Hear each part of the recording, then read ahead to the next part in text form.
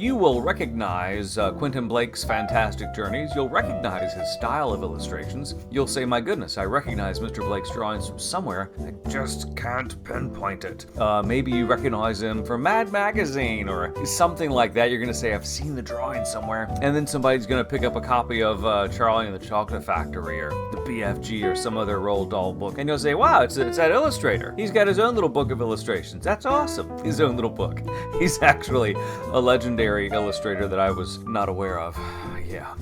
But I mentioned it to a friend of mine, and they were like, my goodness, Quentin Blake, he's a magical type of illustrator because his illustrations, they take such fancy, and that's actually the subtitle, fanciful drawings and surprising situations. They just have such a series of mirth and wonder and fancy about them. And you look at them and they seem so simple, but you know they're not.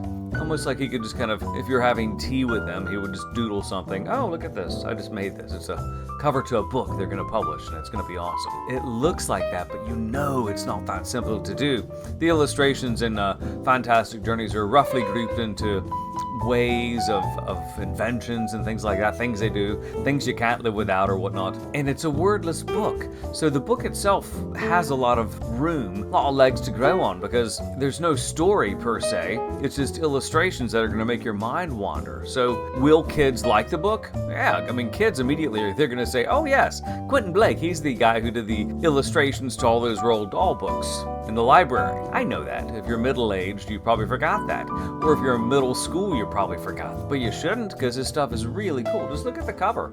I mean, what, this dude made an airplane out of a box. I mean, that's very much kind of like another book I just read.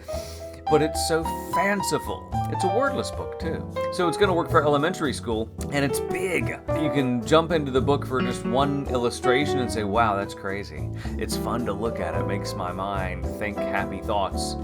And kids will like it, because they know his illustrations. It's a no-brainer, it really is. Quentin Blake's Fantastic Journeys, fanciful drawings and surprising situations. It's a wordless book, full of illustrations by the classic illustrator of the Roald Dahl books and many other things also, Quentin Blake. It's just lovely to look at. Think of it as a coffee table book. Yeah, it's a coffee table book for the artist's soul, or for the librarian soul. That's what it is. Libraries, you need this book. You will love it.